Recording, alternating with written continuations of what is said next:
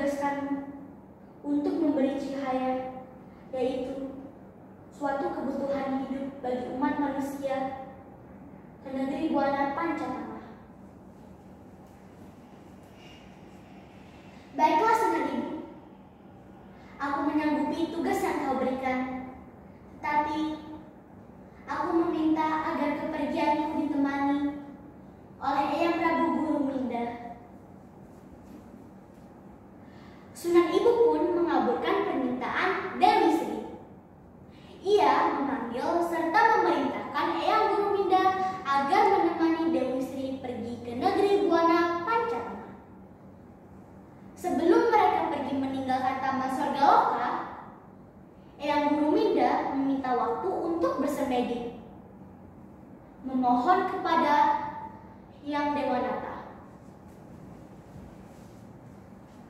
Di dalam semedinya itu, Hyang Dewanata memberi petunjuk kepada Eyang Guruminda agar merubah Dewi Sri menjadi sebutir telur. Dengan kesaktian Eyang Guruminda, ia mengubah Dewi Sri menjadi sebutir telur. Setelah semua persiapan selesai, Dewi Sri yang berwujud sebutir telur itu dimasukkan ke dalam kotak yang bernama Cupu Gilang Kencana. Dengan kesaktian Eyang Guruminda, ia terbang ke seluruh penjuru, ke utara, ke selatan, ke barat, dan ke timur, untuk mencari negeri yang bernama Negeri Buana Pancatengah.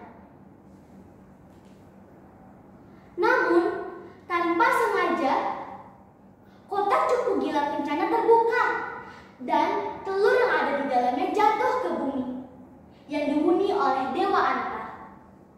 Ternyata yang menemukan telur itu adalah Dewa Anta. Ia mengambil telur itu dan disimpannya baik-baik. Seberapa waktu lamanya, telur itu menetas dan lahirlah seorang bayi perempuan yang sangat cantik, yang tidak lain adalah Dewi Sri. Dewa Anta merawat Dewi Sri hingga tumbuh menjadi gadis dewasa yang cantik jelita. Dengan waktu singkat, kecantikan Dewi Sri tersiar ke seluruh penjuru negeri. Raja-raja dari kerajaan lain berdatangan dengan alasan ingin meminang Dewi Sri. Tetapi Dewi Sri menolak semua pinangan raja karena teringat tugas yang belum diselesaikannya. Ke setiap raja yang ingin meminangnya, Dewi Sri memberi alasan kenapa ia dilahirkan ke dunia. Maafkan aku para raja, aku dilahirkan di dunia untuk menyelesaikan tugas dari Sunan Ibu, yaitu memberi cahaya ke negeri Buana Pancatengah. Kami tidak peduli apa tujuanmu, wahai Dewi Sri. Kami masih menginginkanmu menjadi permaisuri. Ya, para raja tidak ada yang peduli. Pinangan demi pinangan terus berdatangan hingga Dewi Sri jatuh sakit. Karena memikirkan tugas yang belum diselesaikannya, penyakit Dewi Sri pun semakin parah. Karena merasa hidupnya tak akan lama lagi, ia pun memberi amanat terakhirnya. Jika saatnya nanti aku meninggal dunia dan sudah dikuburkan, jangan heran jika terjadi keanehan pada pusaraku. Tak lama kemudian, dengan kehendak yang maha kuasa, Dewi Sri pun meninggal dunia.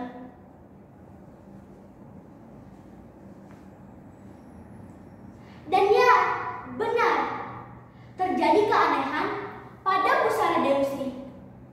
Ada tumbuhan aneh yang tumbuh di pusara Dewi Sri. Di bagian kepala tumbuh pohon kelapa, di bagian tangan tumbuh pohon buah-buahan, di bagian kaki bagian perut tumbuh pohon aren. Tidak hanya itu, ada satu lagi tumbuhan yang sangat aneh dan belum pernah ada selama ini. Adakah yang tahu kira-kira tumbuhan apa ini? Nah, pada suatu hari ada sepasang kakek dan nenek sedang mencari kayu bakar di hutan. Tanpa sengaja, mereka sampai di pusara Dewi Sri. Mereka belum pernah lihat tumbuhan aneh ini. Tumbuhan apa ya ini, Nek? Berdaun bagus, berbuah masih hijau, berbulu bagus pula.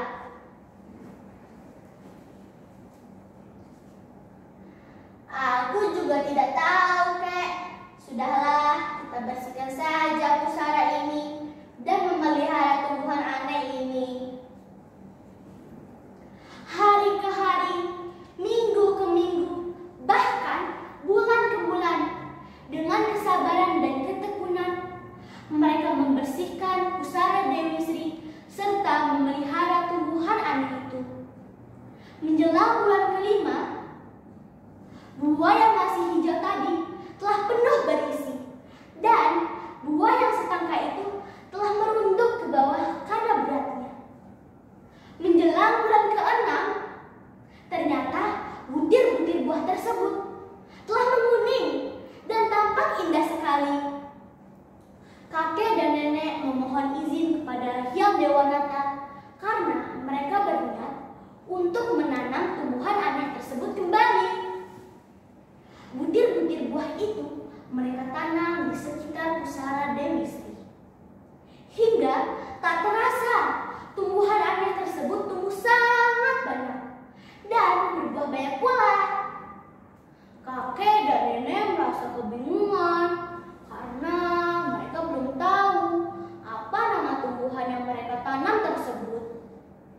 Akhirnya dipilihlah nama pare.